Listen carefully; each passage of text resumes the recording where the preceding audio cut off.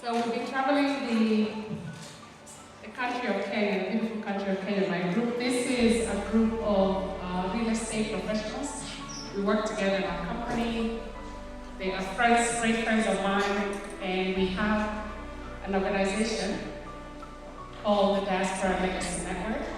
And the goal of the network is to, number one, go out in communities all over the world, bring education, training, and empowerment, especially for young people and women. A lot of us, 5 of us are certified. We can teach work. I'm also from Orlando, Florida, and thank you for welcoming us into your church. And this is my mom. Hi everybody, thank you for allowing us to be here. My name is Alexandra. I also come from Orlando, Florida, and this is my brother. Hi everyone, my name is Daniel. I'm also from Florida. Thank you so much for being so welcoming to us and opening our hearts and our eyes to everything we've been through here. My name is Jessica, and I'm originally from Mexico City, but I live in Orlando, Florida as well. Hello, hi, my name is Jessica, and I'm from Texas. Hello, my name is Karina, and thank you for welcoming us. I'm from Orlando, Florida. Hello, my name is Oliver, and I'm from Orlando, Florida. Good morning, my name is Franklin Mateo, and I am from Orlando, Florida. My name is Evelyn Encarnacion, and I'm originally from the Dominican Republic and visiting from the state Orlando, Florida. I'm Kristen Francis from Washington, D.C. These are my children, Remy, Monica, Oliver over there, and my husband, Chad. Hello, my name is Jackie Moran, and I'm also from Orlando, Florida. Thank you for having us. This is my husband, and that's my daughter.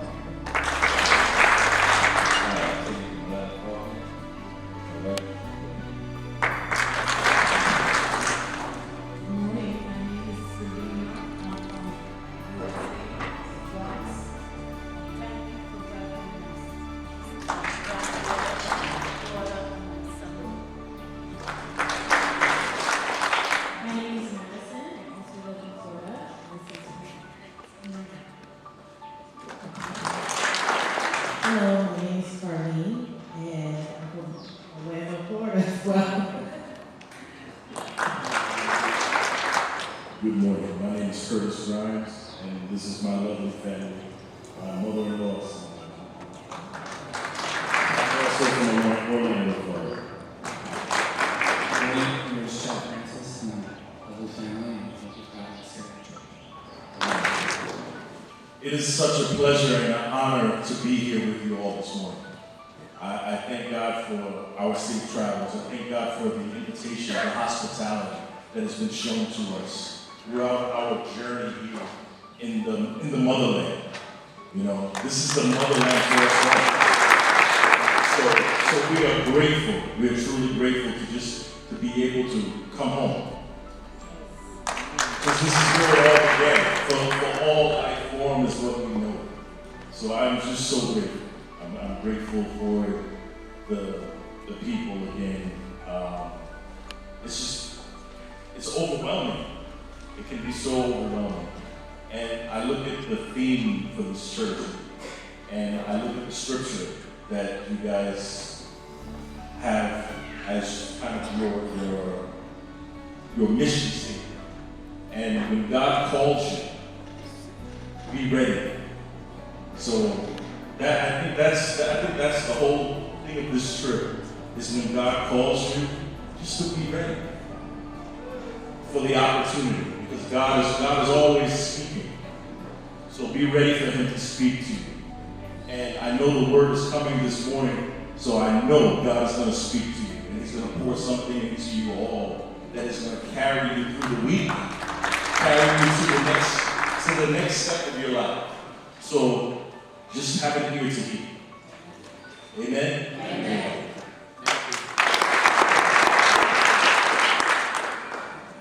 Good morning. I just want to say thank you, Asante Asana, for welcoming us into your community. It has been so special to be here among you. I have traveled to over 150 countries, and I've never felt the welcome that I've felt here. From every moment that we arrived in Kenya, from our time in Nairobi to the Masai Mara and seeing all of your beautiful wildlife, and then being here in your community and seeing the schools and the churches that we visited and being welcomed into your homes, it has really touched all of us. And I know I can speak on behalf of the whole group. We will not go home the same. We will go home carrying a part of Kenya, a part of Eldoret, and a part of your community in our hearts. And we look forward to coming back and seeing the trees that we planted yesterday grow and flourish. I just want to say thank you so much, and may God bless you all, and thank you for blessing us during our stay. Thank you so much. So we went to, we spent time at ASC Mosongo Primary School. We spent about 4 hours there. We went to every class. We talked to all the students. We met the teachers. We toured the school. And then yesterday we woke up early. We went to Lemok Primary School. We spent a few hours there. They were able to spend time with our NCA, Mheshimiwa Moses Tegane. We planted 50 trees at the school yesterday. And Moses has 5,000 trees that need to be planted. So please, knock on his door and get some trees, right, Moses? Oh, come on up here. I can see you coming in. Come on in.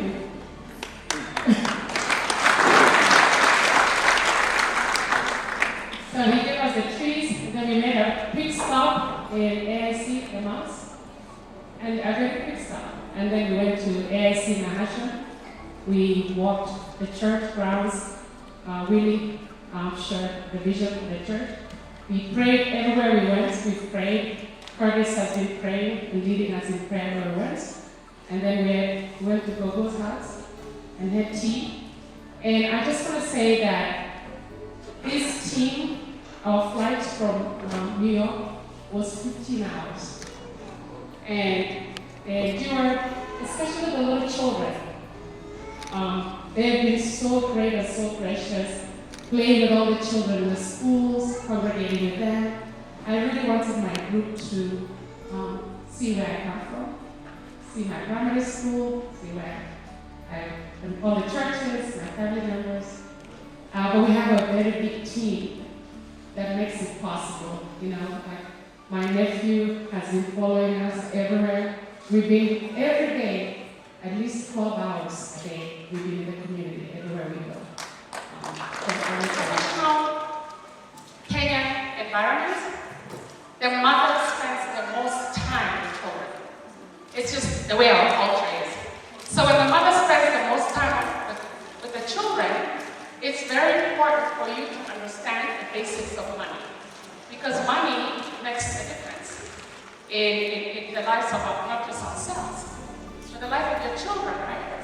So we need to be able to understand so we can teach our children how to then, really understand the impact of having money or not having money. The problem with money is when you have it or when you don't have it, it still exposes who you are, your true character. By the time you're actually spending money, there's a behavior that's coming across. So you're not starting just when you receive that money. It's because there are many things, including your personal values, what you believe in, how you are brought up, how you are raised, shows up when you have money. That's why when a lot of people get in contact with money, especially a lot of money, a lot of time their lives are ruined, right? You guys know that in our community, right? Somebody gets exposed to money, all of a sudden they make the wrong decisions, na tunashanga haya. Sio alipata pesa, kajenga nyumba kubwa, lakini their life is falling apart. And I think part of it is just because traditionally in our culture, we don't talk about money, we don't learn about it. And I want to share my personal story. Growing up here locally, going to Lemok Primary School, going to Boy Girls High School, going to Utali College, I don't remember anybody teaching me about money. I don't remember any time that somebody had a conversation with me to understand what money was. And growing up, we didn't have it. You know, we grew up humble. We didn't have it. So when I went to the United States, at the beginning, I was making bad decisions with money. And one of the biggest bad decisions I was making about money was actually something that a lot of the parents here can relate to. If you have children in Australia, Canada, all that. I was getting money, and all I knew was, if you make money, you send it to your parents, you send it to your brothers, you send it to your sisters. And the first 10 years of my life, I didn't invest in myself. I didn't invest in anything. I just sent all my money all the time to Kenya. And then, I didn't come to Kenya for more than 10 years. So I did not even know what was happening with the money that I was sending, right? So when you're abroad, if you don't invest in yourself, you lose so much time. And the problem with that is by the time I started learning that I needed to save money, I needed to really invest in myself, save money to buy a house so that I could have more money. All that, I was literally 10 years behind. And then what happened with that is, and this is a problem, now I have to stop sending money home to focus on working on myself. Now I was a mother. And I had to spend money on my job. And I now had to figure out, okay, oh, I should buy a house. Nobody told me that, right? Like, you need to buy a house. It wasn't the conversation back then. Now, yes, you see a lot of beautiful houses in Kapseret. If you guys remember, there was no beautiful houses in Kapseret. So it took me a very long time to just understand how I should think about money and wealth building. So we're going to go straight into the material right now. And the topic today really is taking control of your financial future. I want you to come to this class with an open mind. If you have any history, if you don't have money currently, or you have money currently, or you're trying to figure out how to get your family to save money, to invest, I want you to open your mind for the next hour and a half to just learn. Don't have any judgments about it. We're going to teach you some things about and give you tools to understand how to navigate just a conversation of money, what to do with it, and how to have a lot of it. Because let me tell you, for some of you that are like me, I like to give away my money. I like to give it to children, to schools, to churches. And if I don't stop making money, I can't give it to other people. You see the problem? So if I just get comfortable to what I want to do with my life and keep that money, that means I cannot help children in the primary school or the girls in high school here locally. So I want you to know that you have to make a lot of money to help more people. And it's okay. I think a lot of time we don't give ourselves permission to have a lot of money. Because when you have a lot of money, if you have the right values, you're going to help more people. You can join a chama, get more money, start a business. You have to have money. I want you to be okay with that. It's okay to have money. It took me a long time to understand that. I used to feel guilty sometimes. But it's okay to have it because you can help more people. So we're going to just understand the basic of what money is. And the conversation in Kenya and Africa in general is always about money. Nobody talks about wealth. In the United States of America, Canada, they talk about being wealthy. And we're going to talk about the difference. What's the difference between having money and being wealthy? So let's start by understanding. What is wealth? What is wealth? Wealth for Kiswahili.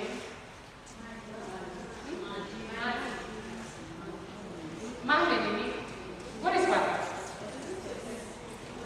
Let's get some mics around. Let's get a few examples. This is going to be very interactive. I need people giving me ideas. What is wealth? Money. Just speak to the mic. There's something back there.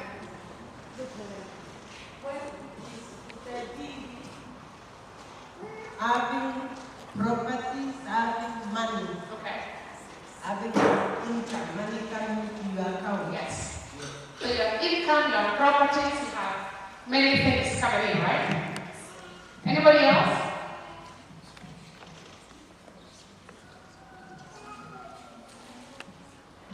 Anybody else want to share? What is wealth? Huh? Anybody? Just one more example over there. Good job. To me, I think wealth is, you can transfer it as an asset Okay. and whatever you have. Okay. An asset, right? Yeah. An asset of what you can have. And I think you can hear from what they're saying is you need several, like Mama Solomon says, you need income, properties, right? So in this, curriculum, wealth is abundance. Financial wealth is an abundance of money. And a financially wealthy person is someone who can fund their life, the purpose of their life, without having to work. So the true test of what wealth is you finally being able not to work, but you have enough income coming. Does that make sense? So we call it, in other words, passive wealth. So some of it is owning a business that other people run it for you. So when you have money, most of the time you're working for it. You have to wake up, you have to go teach, you have to open the store, the grocery store, the shop. You have to do the portion meal, you have to collect, that's money. Wealth is the person sitting at home, and the portion meal is working, somebody else is running it. Yeah, when you have a portion meal, somebody else is running it. They have a grocery store, somebody else is running it. Maybe they have a little kindergarten school, somebody else is running it. That's the definition of being wealthy. When other people and your money is working for you. You have an abundance of it, right? And it's not active. And there's no right or wrong. The time that you might just have to work some of it, right? Like I have a team that works, staff that works in my company. I pay them a salary. So I'm still active because every Friday I have to sit down with them and review the books. We have to see how much money are we spending, what's coming in, what's going out, because we cannot spend money that's not coming in. So every Friday, that's the conversation we're going through. Why are we spending here? Why is the electricity getting high? What happened? Why are we buying more supplies than last month? So every Friday, I participate in my business, but I can be here like now, and the business is running itself. So that's kind of the difference, right? And I think one of the things that I really want to talk about is the word purpose. If you don't have a clear mind about what is the purpose of your life, you are going to end up in a situation maybe where you're mismanaging money or you're spending it with other things that are not important. When you define your life purpose, and we're going to talk about it today, how do you define your purpose? What is the purpose of your life? It took me years, more than 30 years, I think it was when I was in my 30s, that I started really understanding and spending time and reading books and praying and having mentors to help me clarify what is the purpose of Douglas' life. Now, if God came today and asked me, He brought me into this world, what was my purpose? If I'm ready to go to transition to be with Jesus, what did I accomplish in this world? We're going to talk about that a lot today. Because when you really know what's your purpose, it's very easy to work really well, hard, to be wealthy. The secret is understanding what's your purpose and what are your values, what are important to you. Ukiamka asubuhi, kama unataka kwenda kazi, unafikiria ni nini kweli at the end of the day unataka kuangalia sana. Ukiangalia leo tangu asubuhi, nilifanya nini? Kama Pastor Prudence anaweza sema, I accomplished her purpose. She's a pastor. So we can assume that she has a calling, like Pastor Katero talked about, a calling for a higher purpose, to serve the kingdom of God. It's easy for Pastor Prudence to look back and say, my purpose is to serve the kingdom of God. did I do it today? The problem with a lot of us, we don't know what our purpose is. So we're just living life, waking up, being wives, taking care of children, taking care of the farm, taking care of the animals. And then the day ends, we're tired, we sleep, you wake up with the same, the next day, and you're doing the same thing. Do you guys feel like that sometimes? Like you're just going, and one day you're just like, you wake up, and let me tell you how you know this. How many people, how many mothers have their children left the house? All of them. Mama Salome, who was actually went out of the country. Yeah, we have mom there, right? We have a few of you. I want you guys to share the story. What happened when they all left? And all of a sudden you're looking at yourself in the mirror alone, or you're looking at your husband. You had these children with a spouse, or a single mother, for 20-something years. And in our culture, we live for our children, right? You live for your children. And then one day they go one way and they come back twice a year. Can you tell us a little bit about your experience? What did you have to do to even figure out who you are? Because a lot of mothers, we are wives, we are sisters, we are grandmothers. We started the church. Well, what is left after that? For me, when they left, I became lonely, especially at night because I'm a single mom. So you find yourself now talking to yourself. I wish those children were around with me.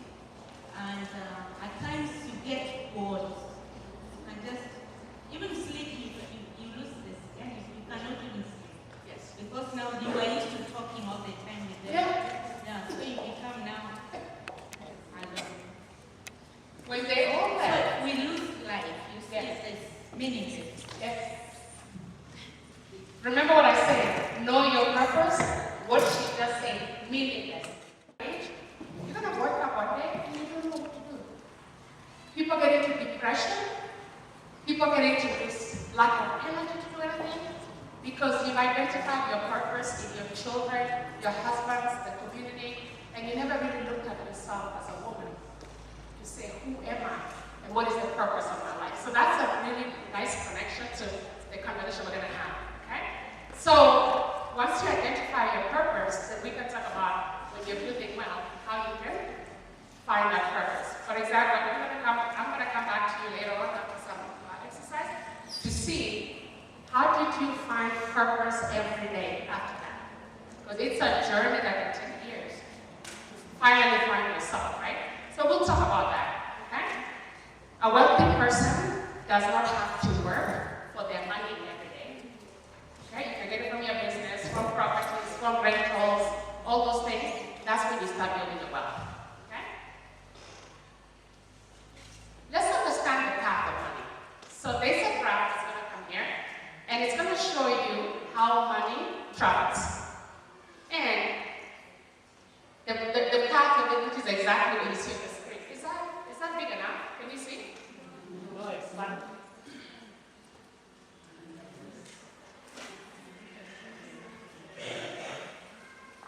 Okay. So, on the left side, it's human capital. You work for money. These are people that are teaching, they're restaurants, you're working. You have to wake up every day, work for money in order to get a salary. That's that path. The other one is, somebody saying assets. You have capital assets. Your money is working for you. You can be multiple properties, Airbnb, all that. That's an asset that's working for you. So typically, there's a cash flow quadrant there. So there's 4 choices for cash flow. The first one, which a lot of us do, is we spend it, right? So we get it right here. This is very typical of anybody that's working. You spend it, and we're going to talk about how we spend money. Or you donate it. You come to church or your women group, you donate it, right? On this other side, when you start going on the right-hand side or your right-hand side, you start thinking about saving or investing, right? So this is how you typically want to build wealth, is on the right-hand side. You know, where you start saving, investing. It doesn't mean you don't donate. It doesn't mean you don't spend. But there's just a different way of thinking on how to actually process that. And for the most part, the 4 choices for cash flow. So cash flow is what's coming in and out. Your salary, your rate of income, it's coming in, it's going out. You can just spend it, donate it, save it, or invest it. You should always have all those 4 choices. You just need to understand how to break them down. Some people, for investment, that's the next stage is investing. You can lend it to other people, right? Or you can buy an asset that you can own, right? And then there's 2 basic positions. The passive, which is, this really applies to the United States. Typically, we have stocks and REITs. I think also in Kenya, you have the Kenya Stock Exchange. But some people have stocks. Does anybody invest in stocks? Yeah, there's a way that you can invest in stocks. There's a lot of people that lend money to other people, and then you get interest. They pay back in interest, right? Okay, we do that. Okay. I think also chamas is kind of a way of lending, because you're contributing every month until you get your turn. So that's a good way. I really like chamas. I'm a big fan of chamas. So when you understand the path of money, is when you have it with you, you get your salary, you have to think, what am I spending it on? Am I donating it? Am I saving it? Or am I investing it? And we're going to talk about the bank accounts in Kenya, because I think the biggest problem for us was the way the banking system. Unajua kuna savings account, kuna current account, na kuna fixed deposit. Lakini most of the time tunaweka pesa wapi? Savings. The savings are current. Savings? Yeah. Alafu current ndio inatoka kila saa. That's a dangerous account. Current. Alafu watu wangapi wanataka fixed deposit? Na tuseme kweli leo ni kusema yote. Toboa siri yote. We're going to face this animal called money today. Mpaka to find a formula. Kuna mtu anataka fixed deposit? Okay. You don't have a fixed deposit. Okay, good. Yes, there's some of you that have fixed deposit.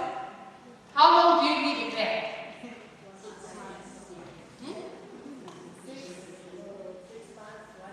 6 months, 1 year? Okay, good.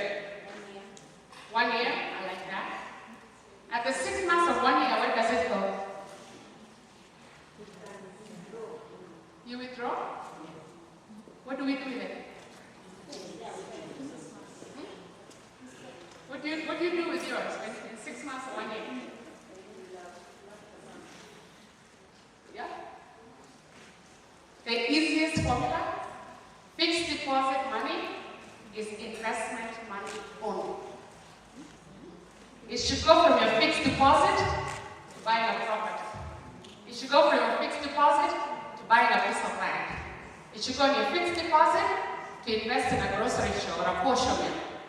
It should never go from your fixed deposit to pay for expenses. I'm a Christmas time. We're not going to be wealthy doing that. So fixed deposit money, I have it. And it's so tempting to look at it, but I never touch it.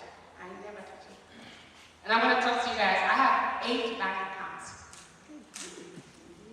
It's very important for you to understand why it's important. I'll tell you before the end of this. To me, if I have a fixed deposit account, I want it in a different bank with a different card. So I never go there. It's just the way my mind works. If I have my current account, I put it in another bank that I can go every day. It's just my mind. I have to separate it like that. And then I have a bank account just for expenses. Your house payment, your electricity, it's in one different bank. So my fixed deposit, my business account, my taxes account, I book my taxes every month. Because we have to pay a lot of taxes in America, 30% to 25%. So you have to save it, otherwise you're not owe the government. So we'll talk a little bit about the difference there. I want to encourage you to read a lot about money. To read a lot. Jessica gave me a book. What is it?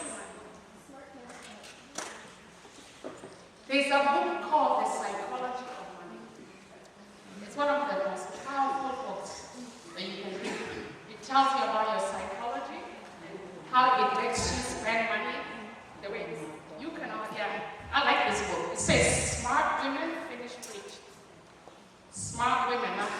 smart women finish rich. And I'm going to read it. Jessica is actually, we're going to give this to somebody that wants to read it at the end. Because that's how we learned. We had to read because, nobody's teaching you at home. But now some of you are going to be experts and you're actually going to teach it at home. To your children, your sisters, grandma, everything.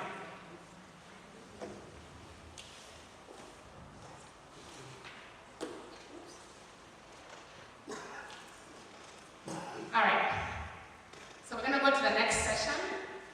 And this is how we get real money. So we're going to build your wealth building mantra. So this is not a quick rich. You're not going to live here and in 3 months, 4 months, you're like, well, money. No. We're going to have a plan for, typical plan is 3 years to 5 years. We're going to have a long plan on how to do that. So the best thing is you're going to create what we call a strategy, which is a plan. What is the plan for you to be wealthy? I want all of you to be wealthy. I'm not talking about everybody being a millionaire, but I just want you to be 2, 3, 4 times better from where you are today, so that we can know that there's an impact in this education. So we want to build a strategy on basic rules and consistent action over time. So there's some basic rules of money. You have to be consistent over and over and over, weekly, monthly, and then you have to do it for a long time. That's the formula. There's no shortcut to it. But the journey begins with your mind, how you think about it. Because a lot of us right now in the room, there's 2 groups. There's a group that's like this. And there's a group that's kind of pulling away because this is very uncomfortable. Or you start feeling bad because maybe you don't have a fixed deposit. Don't do that. Today is not about judgment. It's okay. Okay? So lean in, don't disconnect. Let's have this conversation so that we can really understand some of those things we'll talk about. The difference between wealthy people and people that are not wealthy is their mindset. It's nothing else. Nothing else. More than 80% is your mind. You have to see it. You have to believe it. You have to believe that as a child of God, you have the ability to have the life that you desire. The life that God created you to have. Because the problem is, we are born, we are raised, we learn things from our grandmothers. Most of the children right now are being raised in Kenya by grandmothers.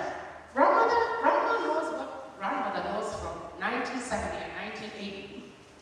And so, don't blame yourself if you were raised in a family, or you just never heard about money. I know, nobody taught me about it. And it's okay, but we're going to learn about it today. So when you have a wealthy mindset, it's about making a decision about what you want your life to be about. The most important thing is, it's an outside journey that goes inside. It's what I want, but I need to understand what's here first and what's here. How you feel about yourself. See, if you don't value yourself, if you don't love yourself, you yourself, it's very easy for you not to believe that you're capable. So that's why when you have a spiritual guidance and a pastor or mentor to help you love yourself. When you love yourself, you are careful about everything because you want to protect yourself, right? And it's okay to love children and husbands and stuff like that, but it starts with how you feel about yourself. That journey inside, what's here and here, is what shows up outside. And sometimes we have to go back and go, yeah, break some of those bad beliefs we have here, that I'm not good enough, I'm not smart enough. Well, I can only be a housewife. Oh, but I've been a teacher for 20 years or 30 years, then you retire and you don't do anything else. You know? You can retire, like my mother. I put her back to school. I put her to school to become a nurse. She was retired in Kenya. I said, Mommy, you're too young to be sitting here just watching my babies. So she went to night school. I would take her to night school 3 times a week. My mom. She did really good too. She's really good. So, the first step is getting real. Seek reality. Face the reality where you are. Look at it in the mirror. Say, this is where I am. It's okay. I woke up one day in America, looked at myself in the mirror, and I said, I'm broke. I'm in the United States of America, and I'm broke. Because I was living beyond my means. I was buying things. I like to buy things for my children that they don't even need. I buy clothes for them. I used to go to the closet and I wonder, I don't even see them wear this one. When is the last time they don't even like those clothes you buy them. Mothers, right? Have you ever bought something and then 6 months later they wear it and you're like, where was that? Because we're not keeping stock. Now they only get shopping twice a year. That's it. Very few. I don't buy anything. But when they go back to school, they have shopping. When they come back for the holidays, they have it. That's it. You wear it until you can't fit it. Because you spend so much money on things. You know, I love coming to Kenya when I visit my family members. My favorite thing is to go to their wardrobe. And a lot of you are guilty right now. If you ask me where your money is, where your wealth is, it's in your wardrobe.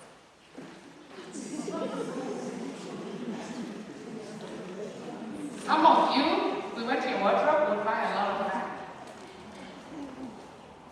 There's not one type of red shoe, there's like 7 of them, right?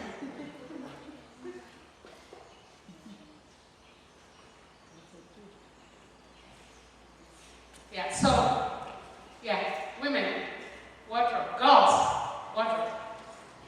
Even Evelyn, right here from the United States, wardrobe, right there, wardrobe. And it's okay. And I want you to know, you can have as many things in your wardrobe as you want. I just want you to have properties first. And rental houses. When I went to buy myself something really nice, I said, you know, in 3 months if I accomplish this and this and this and I invest in this and this and this, I'm going to buy myself a designer bag.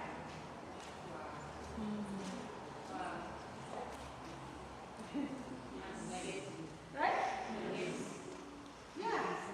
You have to deserve the nice shoes and the nice clothes. You have to reward yourself for doing something hard. That's the sacrifice you make to be better. You say, you know what, I'm going to go to town, I'm going to buy 8 dresses after I buy my piece of land, and I start building in it a little bit. You probably won't buy the dresses because cement is very expensive. But you'll get there. You get the idea? Reward yourself for doing that. So once you get real and you're facing your reality, the next thing is set your mind.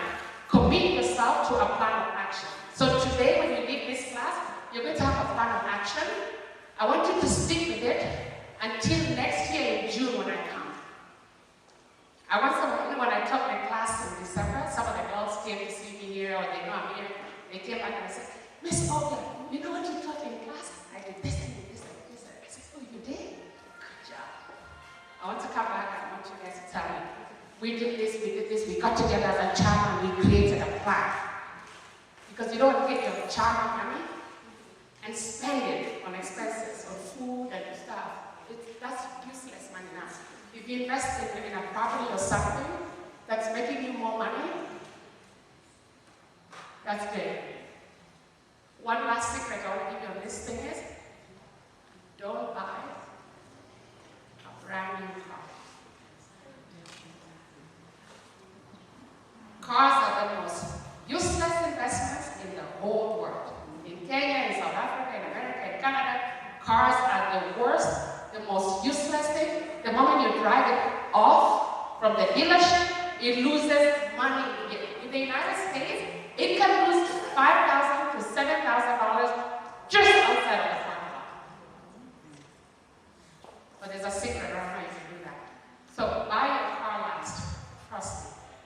Warren Buffett is one of the richest men in the world, still drives the same car he's owned for 20 years. The same little car. Still drinks coffee from the small restaurant, not Starbucks or Java. That's how wealthy people think. Young people, stop going to Java. You have no money, you still live with your parents. I don't know what you're doing over there. So you're gonna set your mind, you're gonna take action, and then don't give up.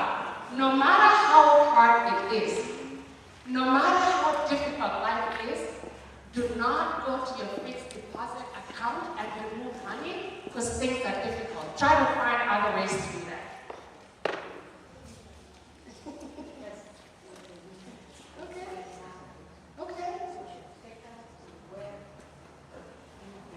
Absolutely. It's the toughest one to break, but that's the one that will change when the wife is involved. I taught a group of 40-something Indian women in the United States. It was a very private class, but they can't even go to class. A lot of them stay at home as wives. Their husbands are millionaires. Millionaires. Some of these women told me, millionaires, like husbands own 10 hotels. And these women have no access to any of that. They don't even know what that is. They don't know what money comes in. I taught these women for 8 hours. They were crying because I asked the question, if your husband died today, what happens to you and your children? That's a tough question for yourselves. What happens to your children, right? What happens to you? You know, I was telling one woman, your husband owns 8 hotels. You own 8 hotels. You do it because you cook, you clean, you make sure he's eating, he's sleeping, he's going there, he's going there. You own it. It's your right. But that's another tax. Not for today. But it's something to think about. And please don't go home to your husband and say, sit down right now. Where's the money?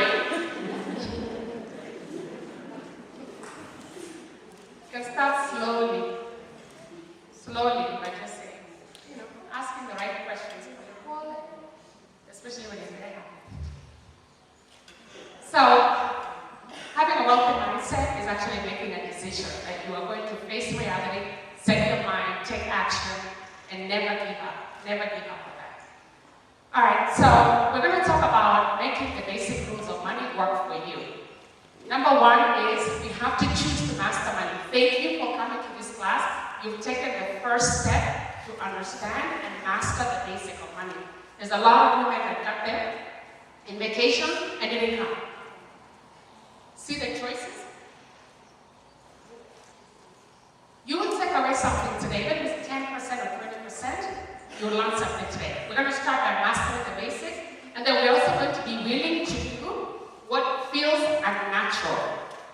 Because when I say about the husbands, I felt the energy in the room go. Because that is not natural in our culture, right? It's okay.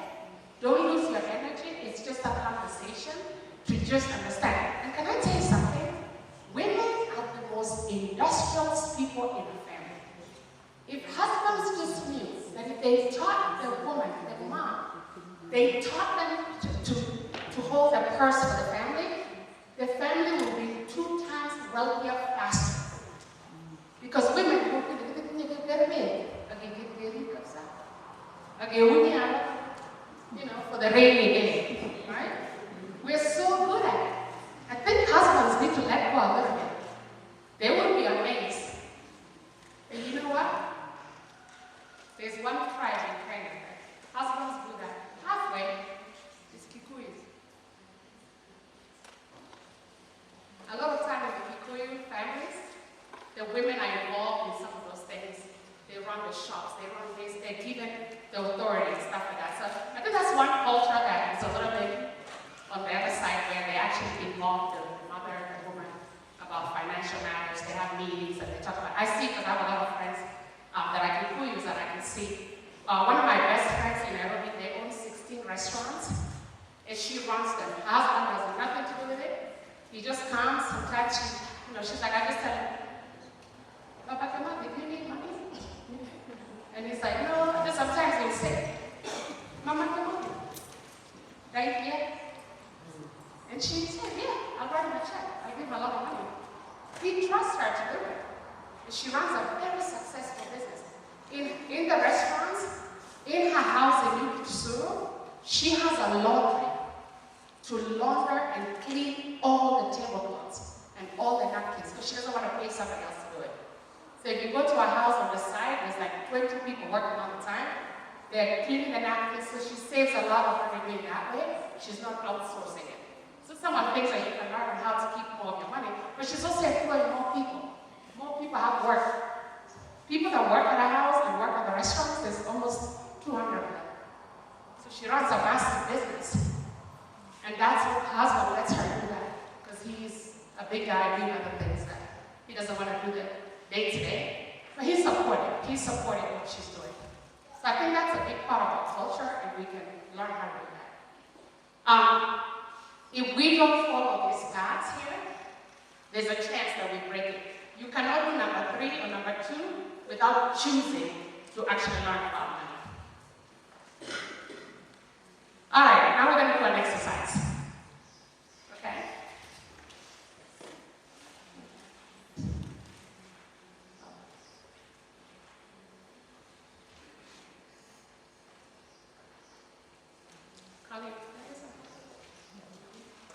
All right, so we're going to calculate something. We're going to start with your gross income. So whether you're a teacher, a professor, you're a cook, you're a housewife, maybe you're selling chicken, eggs, you're a farmer, I want you to think about right now, what's your gross income? What's the total money you get every month? Whether it's 5,000, 10,000, 20,000, 6,000, 2,000, just put it there. Just think, write it down somewhere or think about it in your mind. Okay? We got that number in our head? Everybody has kind of put a number there. How much income? Unapata pesa ngapi income? Hata kama unauza mayai, kuku, shamba, duka, kila kitu. Have that number. Kila mtu ako nayo? Okay, good. Sasa, nataka to calculate what are your essential.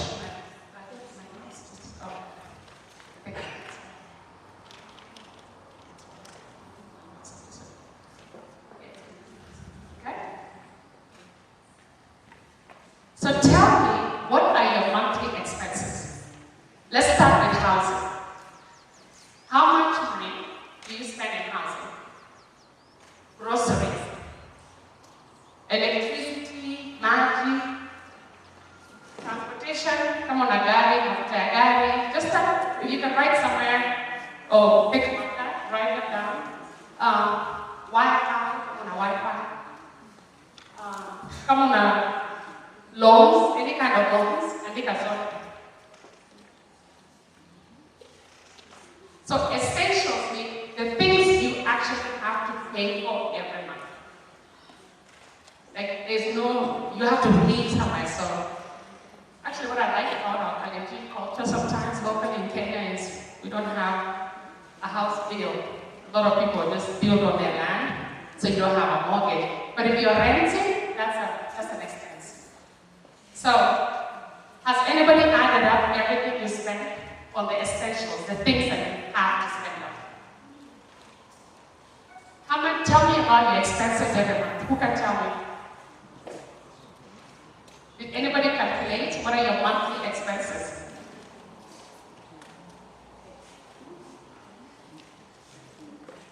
What are you paying for every month?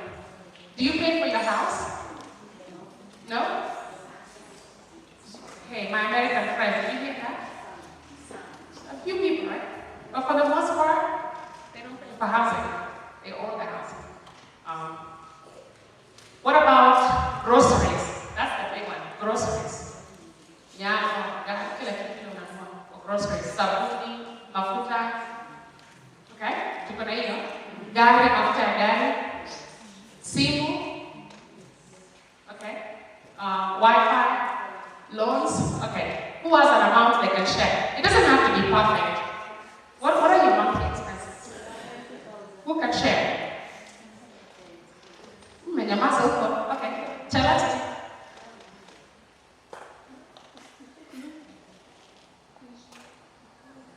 Let's share a number. It doesn't have to be perfect. 70,000. 70,000. Okay. Anybody else? On this side? Yes?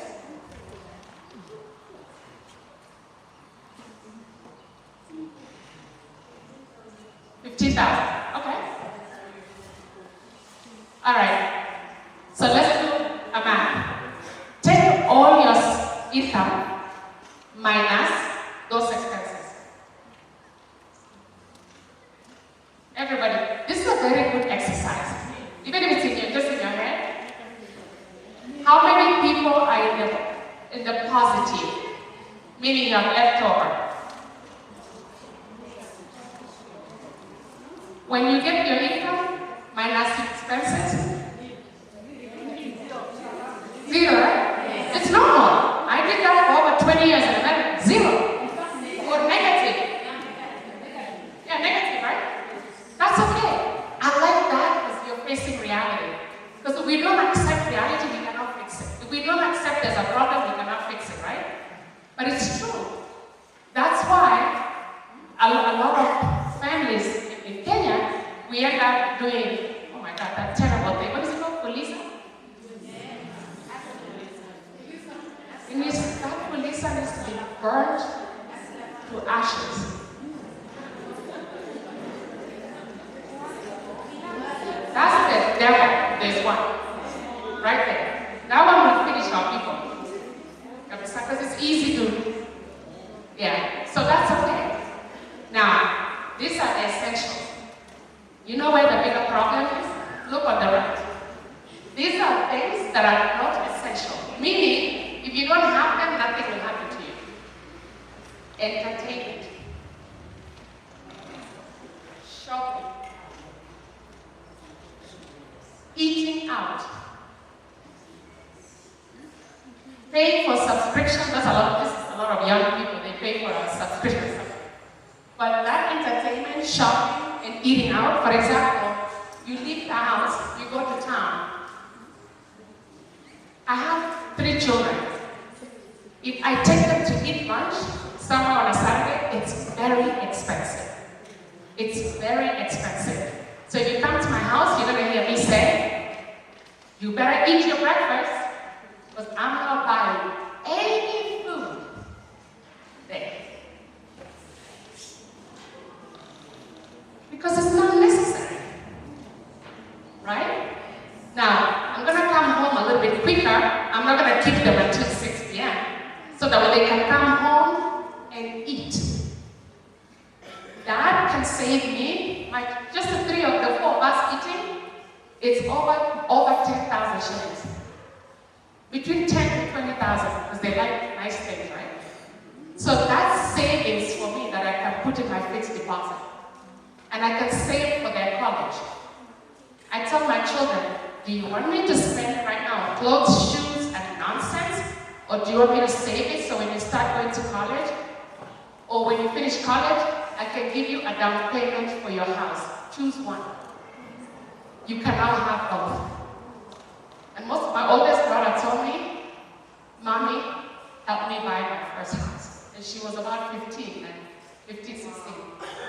And when my daughter finished her master's degree, I gave her a lot of money.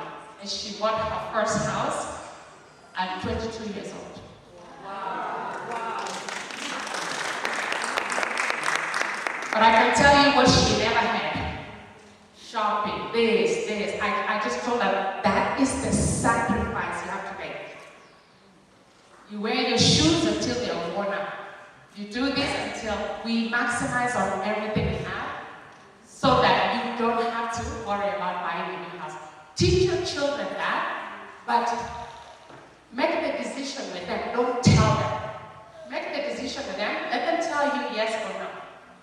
So one time when she finished her bachelor, she said, oh, Mommy, I want to buy a car. I said, okay, but you have a car. She said, well, it's old.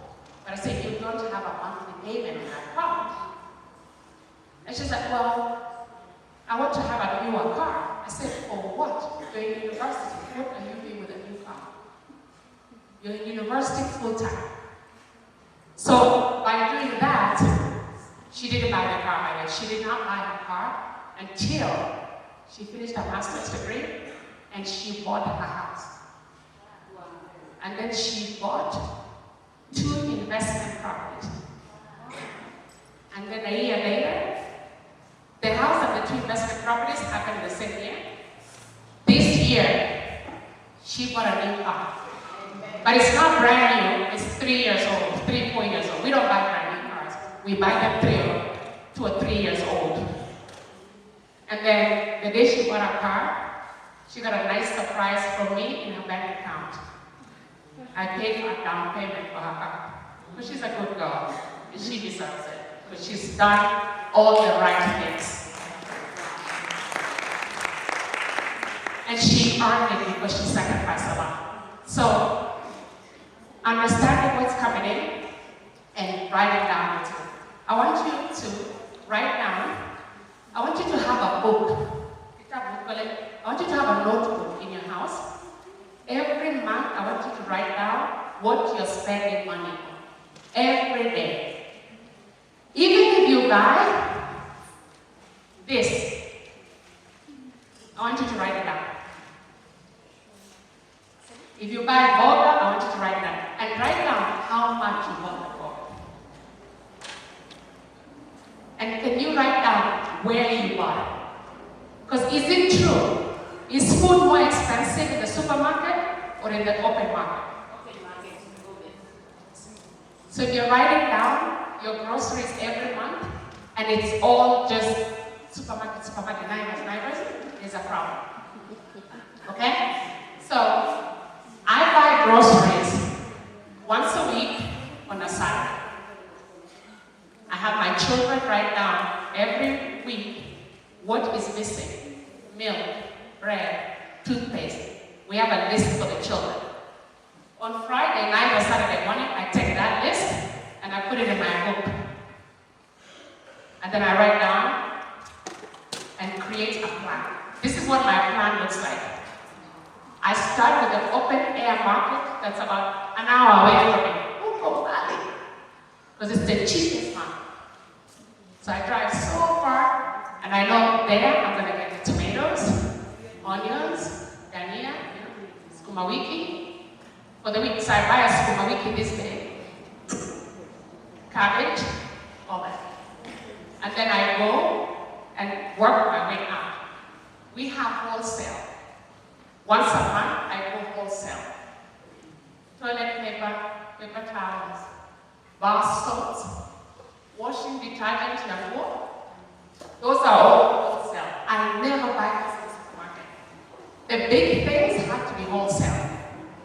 Once a month, you cannot go back once you had it on wholesale.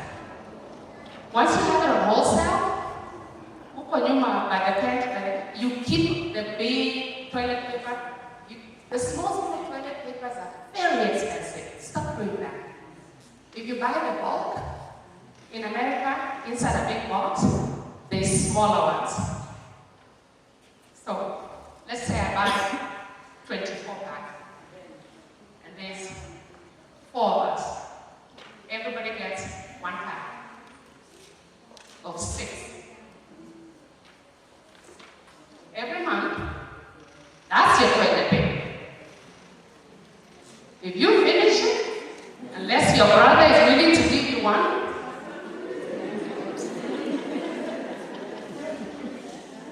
do you know how much your children will take out toilet paper when they know that you're not going to buy another one in a month? All of a sudden, the toilet paper is lasting weeks and weeks. Because I tell them, I'm not going back to the store. The reason I tell them that, and by the way, I take them to the wholesale, you own it. They have to see you doing it. They have to see you with your list. So what I normally do is, I give my son, he's 11 years old, he's the list and the pen. And he's saying, next, next. And my daughter's job is to pick it and put it in the cart. Why is it important to take them and have them do that? What are you doing? You're teaching them, right? Because guess what my oldest daughter does? Sometimes when I go visit her, she takes me to the wholesale with her list. The exact same things we used to do when she was young. She's doing it. And I know my grandchildren will do it. And I know that because my daughter, let me tell you something about children. When they're in the house, they spend all their stuff. Wait till they buy the house. And they have their toilet paper. If I say, Brianna, do you have toilet paper? Oh, Mommy, when you came, there was a toilet paper there. What happened to it? They like their stuff and they don't want to use it.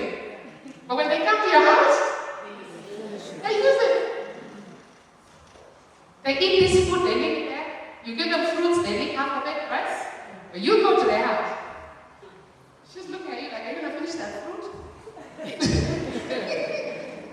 And when I go to a house to visit her, I don't buy it. I don't believe parents should go to their children's house and buy things. I think that's disrespectful. Because if I raised you and fed you every single day, I think you need to start eating me when I come to your house. And when I go to a house, when she bought a house, I say, she has 3 bedrooms. But her bedroom and 2 guest rooms. I said, Brianna, let me just say this before you buy your house. The guest room I'm going to be sleeping in needs to have a very nice bed and a very nice mattress. Because when you are a baby, I bought the most expensive baby crib that you slept in. So I don't want to have a little thin mattress. So when I go to a house, I have my guest room, the sheepfolds, my towels, and I have my groceries, my toiletries, my toothpaste, she puts it there and stuff like that. Because we give them a very good life, right? Yeah, we deserve a good life. When we come to your house, I feel really bad for my future daughter.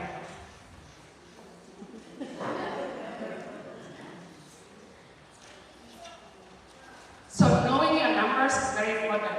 I want you to track everything you buy, everything you buy. How many of you print your bank statements every month?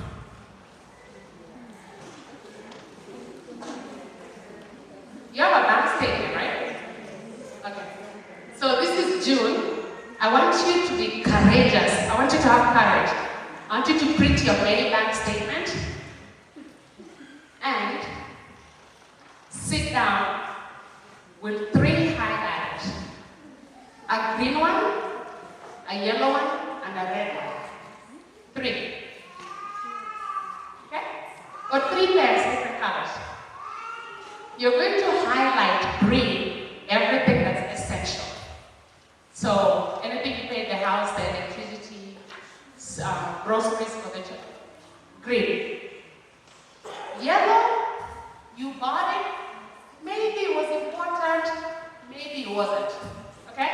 One of those could be you had visitors. And when you had visitors, you had to buy extra food. Okay. But remember, you're going to keep your notebook. So the visitors come, you put in what you bought differently, extra. And then, red is you do not need to buy that. What color do you think you will have the most? Red. I like you guys, you're very honest. We buy things that we don't have to buy. And can we have a very honest conversation of visitors? Because these visitors is a problem in our culture. Must they really come to your house 2 times a month? 18 of them? What do they want?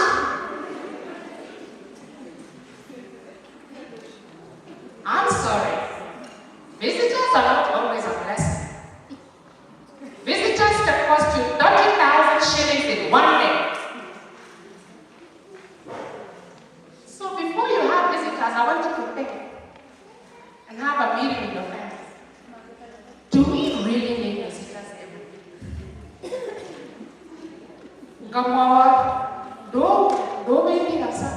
And you put in the last 5 years, you go about what? That you are married.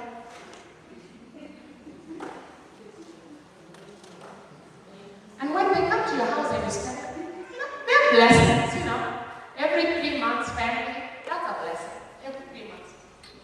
And then you rotate them. The first 3 months is the husband's side.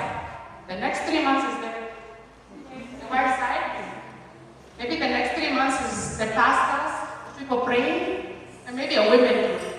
That's 4 visitors a year. That's the budget. It's killing you slowly. It's killing you slowly. And can I tell you something too? When they go back home, I know this because my friends know this about me.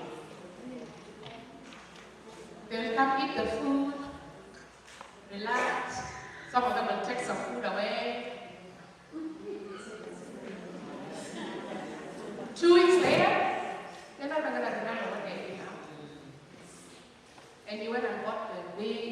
goat, sawdust. I'm telling you this not because I'm a mean person. I just want you to plan. Plan really carefully so that you can save money and do other things to be wealthy. Okay? So, tumeelewana? Yes. The other thing too that I want to teach you about visitors is I run my businesses Monday to Friday. I have church most of Sundays. I have one day of the week, Saturday, to buy groceries, to do laundry, to do all those other things. If I have people all the time, I'm sorry, one more thing, to plan my new week. So after church, when the children are now upstairs and doing their thing, I sit down and I plan my whole week. Am I on plan for things I'm supposed to do? Did I finish? Did I accomplish? What do I need to do? Do I need to talk to somebody that's working for me about something? Do I need to hire somebody? Do I need to fire somebody? So if people are always in your house, or you're always in other people's house, you will never have time to plan your own life. Your own life. Your own. You need time to sometimes just think about things you're supposed to do and accomplish. You've got to protect your time. The most expensive thing in the world is time. Once you lose it, you never get it back. I'd rather you take that time to invest. Sunday after church, everybody, your grandchildren come to your house. Your children come. Now that's a good investment. Spend time with your grandchildren, with your children, talk to your daughters, catch up with your sons, ask them about their lives. That's good time. Than just story. It's, make sure you're taking care of yourself first and your family, their well-being. Invest time in that. Because number one, you'll never get the time back. Number two, you're not planning your life. So you're waking up on Monday and you're trying to plan your week. The week is gone on Monday. And then you never catch up, so you're always feeling behind. And then you start making bad decisions because you did not think about the decisions in advance. So that is also has to do with money. So I want you, this is very American, so I'm going to give you a simple formula about income. This is what I use. I call it the 30-30-40. 30-30-40. 6. Then you have cash flow. Okay? Does that make sense? So please, I don't want to see the half-finished buildings everywhere. Because it's just money sitting there. It's not doing anything for you. And then the problem is, if you don't build for so long, it gets destroyed. And then now you have to do things to fix it. So just think about it that way. Okay? So, does anybody pay for TV monthly? How much is it?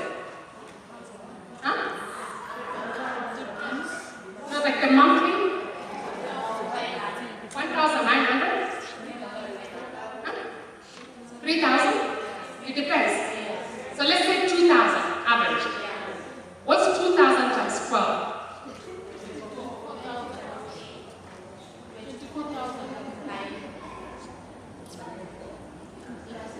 What does the TV give you back?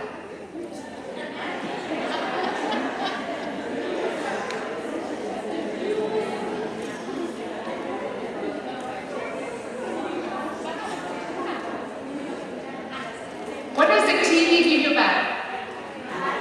But you are okay taking 24,000 shillings, some of you 3,000, 36,000 shillings a year to watch something that doesn't give you anything but bad news every day. Yes, sir? Huh? Or you're lonely? Okay, well, it could be an investment because I know you're not spending it everywhere else. So, it's okay, I can work with you. I can work with you. Now, is that the only option? Plus the internet. Oh, it is. Are you running the business on the Wi-Fi?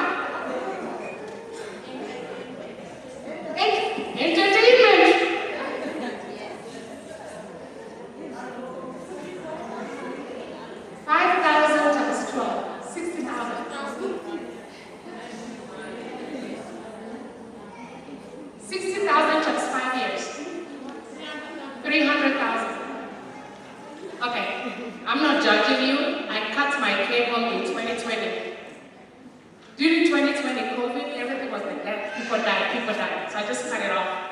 It was $154 a month. And I told the children, when COVID ends, we'll bring it back.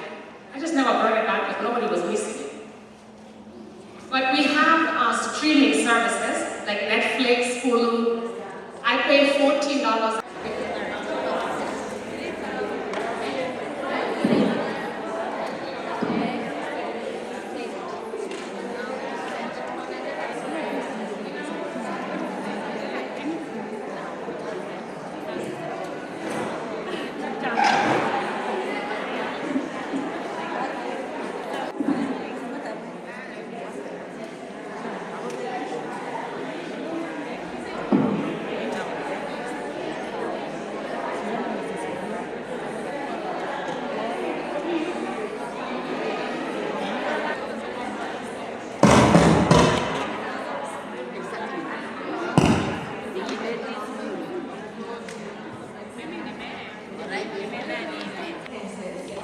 Then I have to now start saving because now, right now, whatever I'm doing, money is just going out.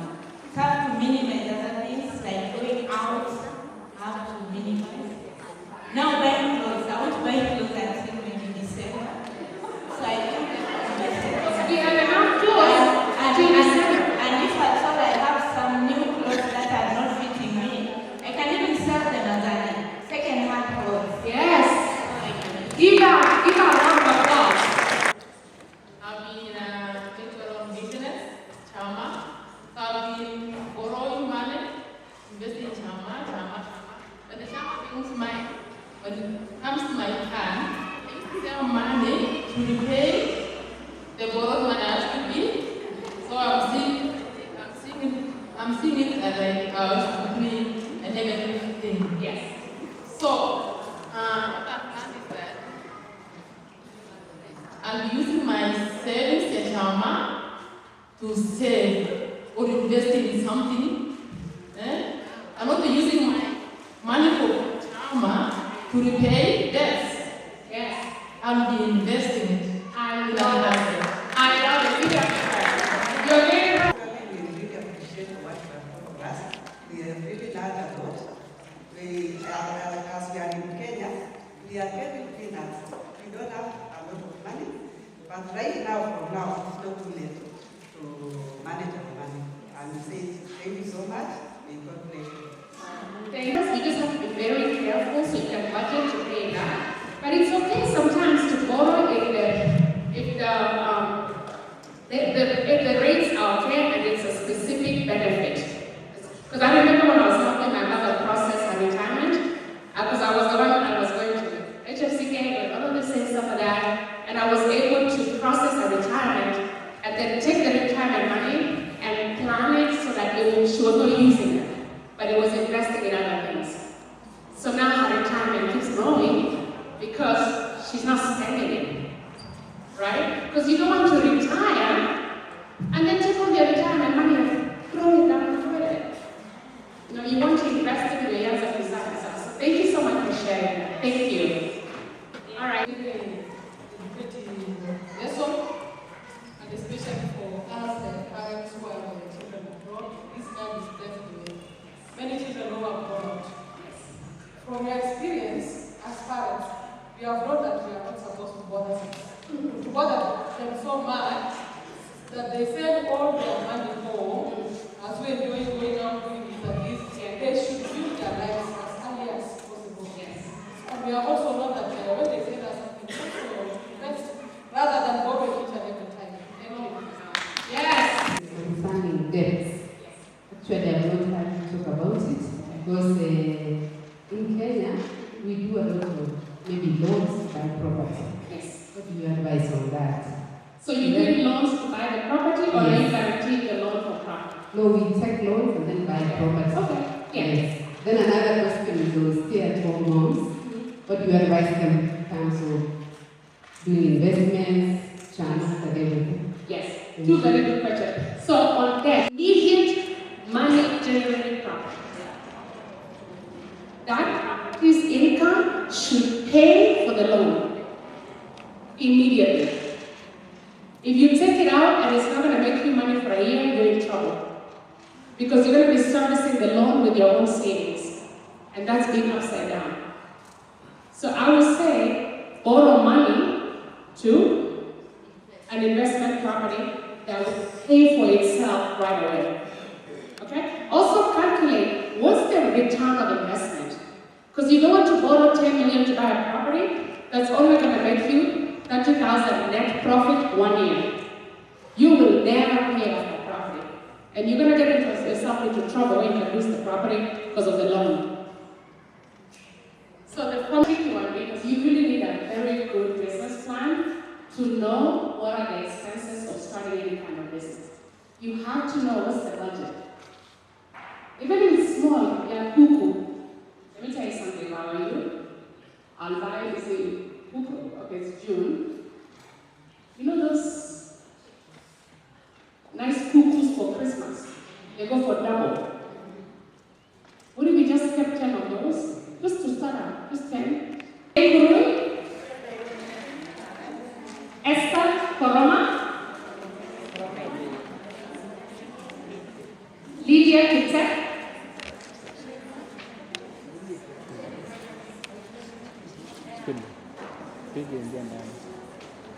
Tabitha Mayo. A very beautiful certificate. Milka Tisia. Jocelyn Kirwa.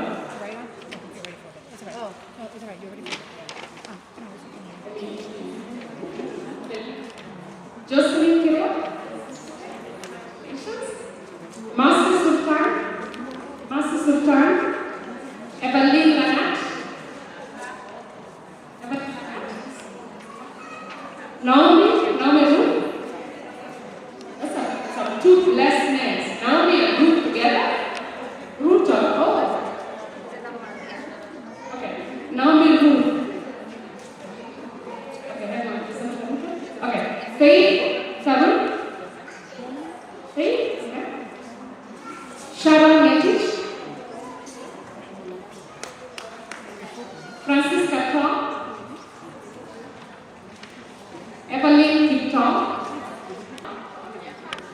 Ruth Chamor, Amy Tanui,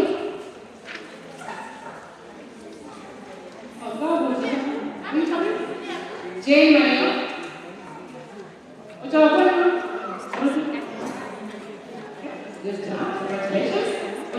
Lois Ruboy, Jane Carone.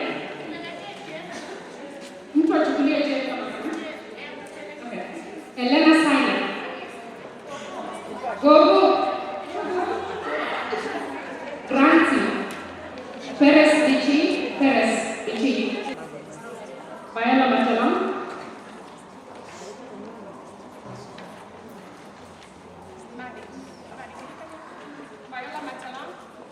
Betty Beck.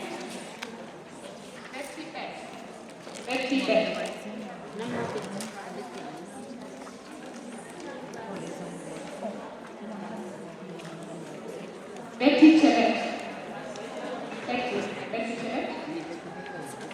Cherono.